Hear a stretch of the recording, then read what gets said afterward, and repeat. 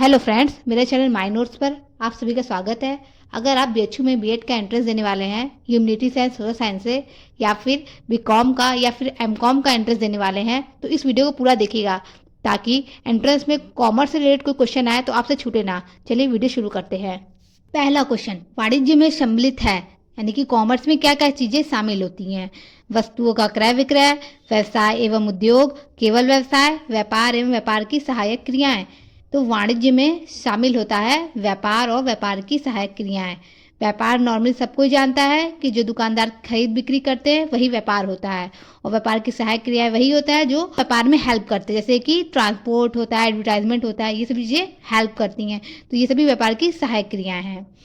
व्यवसाय का अर्थ है, यानी कि जिस तरीके से वाणिज्य में दो चीजें शामिल होता है, व्यापार, व्यापार की सहायक क्रियाएं, वैसे ही व्यवसाय में भी दो चीजें शामिल होता है। दो चीजें शामिल होती हैं, उद्योग और वाणिज्य। आर्थिक क्रिया नहीं है, एक डॉक्टर का पेशा, एक वकील का पेशा, क्रिकेट का खेल, छात्र का खेल। आर्थिक क्रिया का अर्थ है जिससे हमें प्रॉफिट हो रहा हो। यहाँ पूछा आर्थिक क्रिया नहीं है, यानी कि ऐसा कौन सा काम है जिससे हमें प्रॉफिट नहीं होता है। तो छात्र जो खेल खेल रहा है उससे कोई प्रॉफिट नहीं होता है, तो यही होगा आंसर। मछली पकड़ना उद्योग है, तो मछली पकड़ना किस तरह का उद्योग है? निष्कर्षण है, जननिक है, निर्माणी है, रचनात्मक है। इंडस्ट्री जो होती है वो हमारे तीन टाइप्स की होती है, प्राइमरी, सेकेंडरी और टेरिटरी। अगर हम प्राइमरी की बात करें तो उसमें आपका एक्सट्रैक्टिव यानी कि निष्कर्षण उद्योग आता है, और जेनेटिक यानी कि जेनेटिक उद्योग आता है। और सेकेंडरी में आपका कंस्ट्रक्शन, निर्माणी और मैन्युफैक्चरिंग यानी कि रचनात्मक आता है। और टेरिटरी जो इन दोनों को हेल्प करता है, वही चीज़ें, वही इंडस्ट्री इसमें आती है। जैसे कि ट्रांसपोर्ट हेल्प करता है ना, तो बस यही चीज़ें टेरिटरी में आ जाएगी। तो मछली पकड़ना कौन सा उद्योग होगा? निष्कर्षण। क्यों? जब हम पृथ्वी से यानी अर्थ से कुछ चीज़ें निकालते हैं, या फिर जैसे हम कोई चीज़ का खुदाई करें, सोने की खुदाई हो रही, ये काम कैसा उद्योग का आएगा? तो ये निष्कर्षण में आएगा। तो ये चीज़ें एक्सट्रैक्टिव इंडस्ट्री कहलाएगी।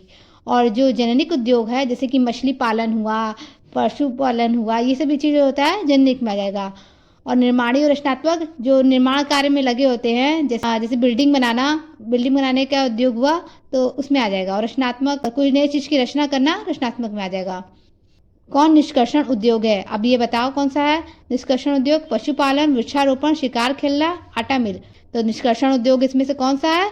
निष्कर्षण उद्योग है आपका शिकार खेलना।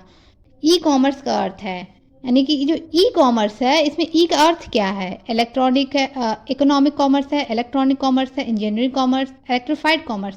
तो याद रखिएगा, इसको इलेक्ट्रॉनिक कॉमर्स कहते हैं, इलेक्ट्रॉनिक कॉमर्स। कंपनी अधिनियम के अनुसार वैधानिक सभा कब बुलाई जानी चाहिए, यानी कि स्टेटरी मीटिंग कब बुलाई जानी चाहिए? तो ये मीटिंग जो है व्यापार प्रारंभ करने का प्रमाण पत्र प्राप्त करने के 6 महीने के भीतर बुला लेना चाहिए।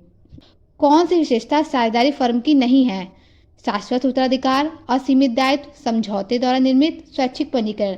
तो इसमें आपका आंसर होगा शाश्वत उत्तराधिकार। क्यों? क्योंकि साझेदारी की विशेषता ही होती है कि दो जने आपस में मिलकर काम करते हैं। उनका पुत्र आके बैठ के व्यापार नहीं संभालता है, उनका अगर पार्टनरशिप टूट जाती है तो फिर ख़त्म हो जाता है।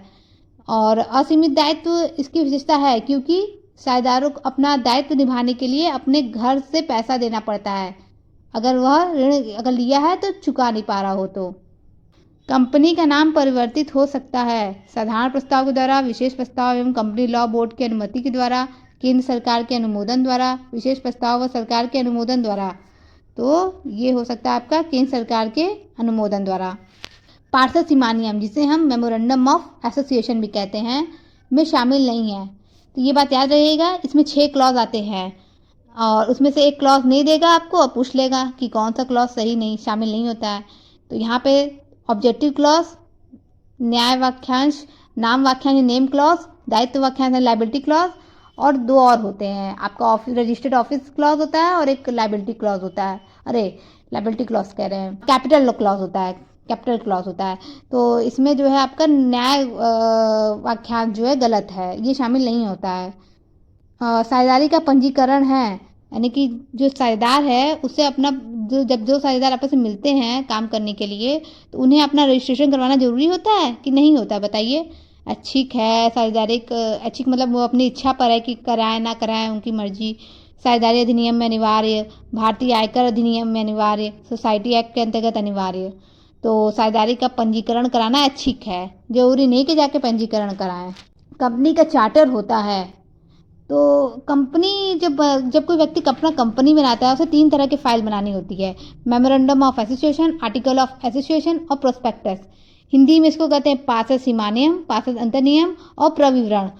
तो इन तीनों को बनाना जरूरी होता है। तो जो इसमें पार्षद सीमानियम है यानी कि मेमोरेंडम ऑफ एसोसिएशन है, ये चीज़ें जो है कंपनी का चार्टर कहलाता है।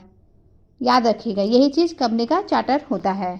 पार्षद अंतर्नियम में निहित है कंपनी का कार्यक्षेत्र, उद्देश्य, अंश पूंजी की सीमा, आंतरिक प्रबंध के नियम तथा विधान।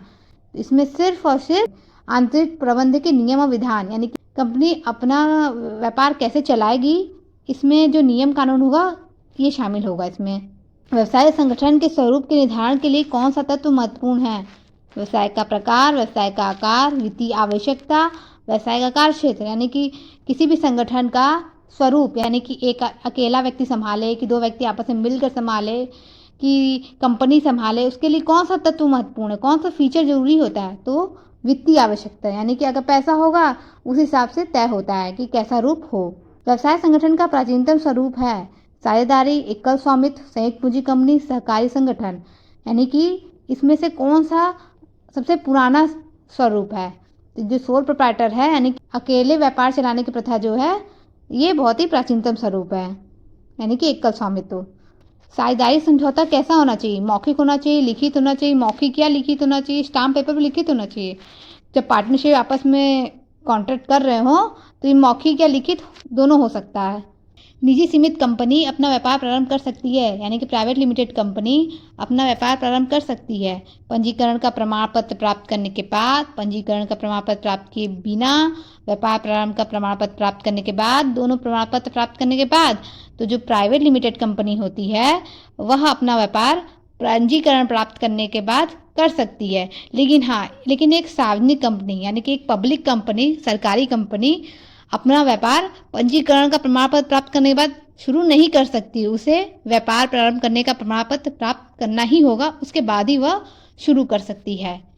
और हाँ, प्राइवेट कंपनी को अपने नाम के आगे प्राइवेट लिमिटेड शब्द लगाना होता है और सार्वजनिक कंपनी को अपने नाम के आगे लिमिटेड शब्द लगाना होता है। सरकारी संगठन में सदस्यों का मताधिकार है सदस्यों की चुकता पूंजी के अनुपात में, समान सदस्यों के नाम मात्र पूंजी के अनुपात में, सदस्यों द्वारा दिए गए ऋण के अनुपात में। सहकारी संगठन यानी कोऑपरेटिव ऑर्गेनाइजेशन में सदस्यों के मत कैसे होते हैं यानी वोट कैसे होते हैं उनके, यानी अगर 10 रुपए का उन्होंने पूंजी लगाया है तो सिर्फ 10 वोट दे सकते हैं अपना, या फिर समान यानी सबको एक एक कर करके दे सकता है सदस्यों के नाम मात्र पूंजी के अनुपात में, यानी कि सबने जितना पूंजी लगाया है, जैसे किसी ने 10 किसी ने 100 पूंजी लगाया तो उस हिसाब से वोट कर सकता है, या फिर सदस्यों द्वारा लिए गए ऋण के अनुपात में, या फिर जिसने जितना लोन दिया है कोऑपरेटिव ऑर्गेनाइजेशन में उतना उसे वोट देने का अधिकार है। तो वोट देने का अधिकार समान है, सबको एक एक का ही है, चाहे जितना पूंजी लगाए चाहे जितना लोन दे वह एक ही दे सकता है वोट। कंपनी से कौन सी कंपनी अंतर नियमों के स्थान पर सारणी F अपना सकती है? तो ऐसी सुविधा सिर्फ पब्लिक कंपनी यानी कि सरकारी कंपनी को ही होता है ऐसा कि वह सारणी F अपना सकती है। निजी कंपनी ऐसा नहीं, उसे पार्षद अंतर नियम यानी कि आर्टिकल ऑफ एसोसिएशन मनाना होता है। प्राइवेट कंपनी को पार्षद अंतर नियम मनाना होता है, लेकिन सरकारी कंपनी सारणी F अपना सकती है। किस प्रलेख के द्वारा कंपनी का बाहरी व्यक्तियों से संबंध स्थापित होता है? पार्षद सीमा नियम, पार्षद अंतर नियम, प्रविवरण, स्थाना प्रविवरण।